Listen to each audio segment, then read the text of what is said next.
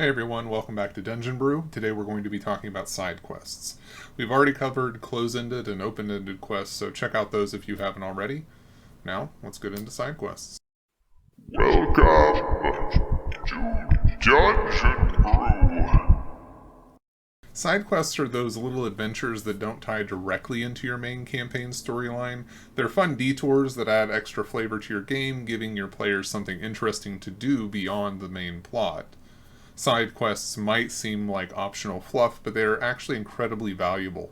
They help the party gain experience, find needed gear, and develop their characters in ways that the main quests may not allow. Plus, they can bring some unexpected excitement into the game. So let's get into an example. One of your characters has been yammering away about a magic item for weeks. So you introduce an ancient tomb that indicates the item might just be in an ancient library hidden beneath a ruined tower.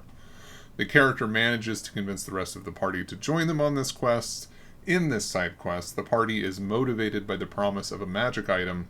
The journey to the ruined tower and the exploration of the ancient library offer plenty of chances for excitement and discovery. They might encounter traps, guardians, or puzzles that stand between them and their prize. But we are moving pretty quickly here. Why do we use side quests? I mean, beyond just an excuse to dole out magic items.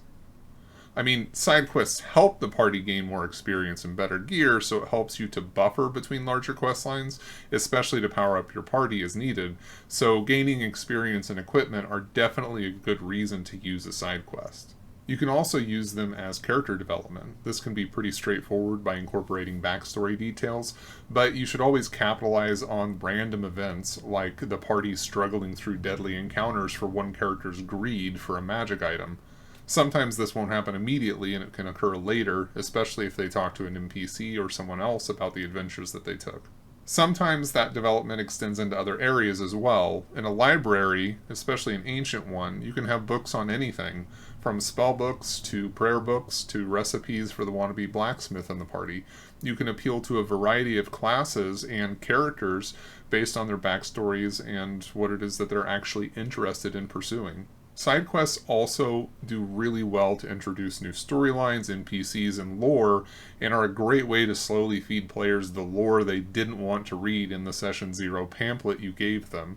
And honestly, it's rewarding and reaffirming for those who did. Finally, we use these quests to help gauge what your players enjoy most to inform future quests.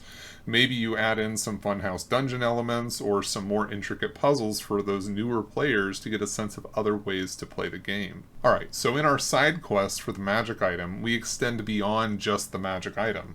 We include lore into the history of the ruins and the library to help reinforce our main quest line, add in a prayer book for the paladin to discover about his deity and give clues to why they are known as the Silent God.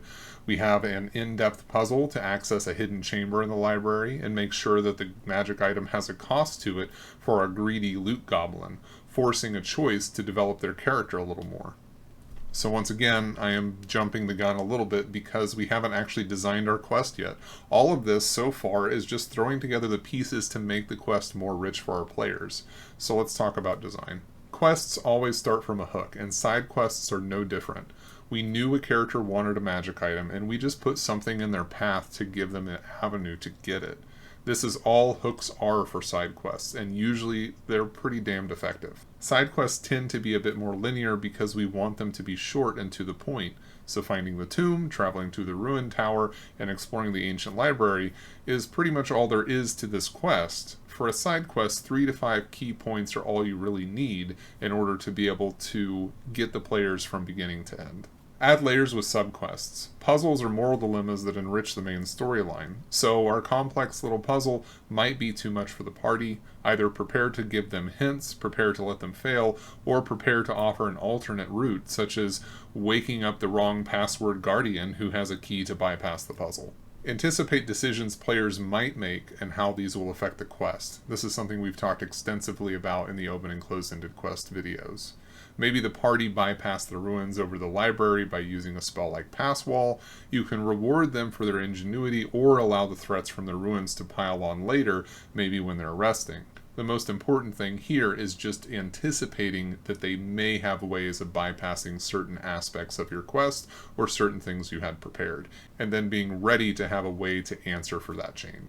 And along the same lines, always allow for other ways of finishing a quest, or at least allowing player actions to influence how it is completed.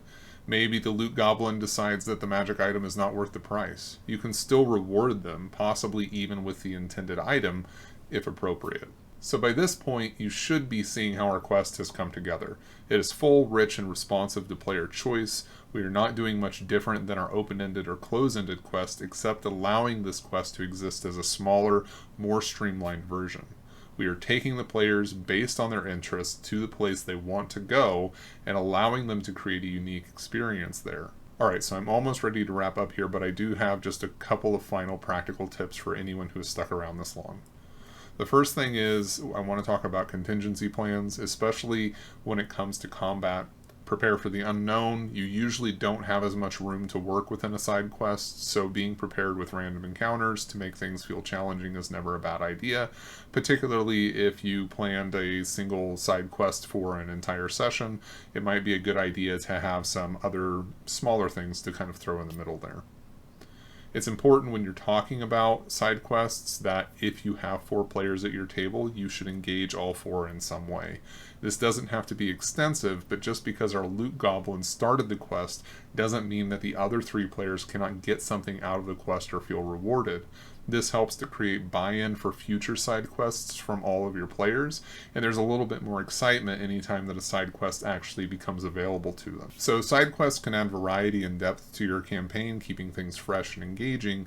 They're a chance for players to explore, experiment, and experience a world you've created in new ways. Thanks for tuning into Dungeon Brew. If you enjoyed this video, don't forget to subscribe for more tips and tricks to enhance your homebrew adventures. Check out our Patreon for free resources. Leave a comment below about how you handle your side quests, and until next time, happy gaming. Dungeon Brew.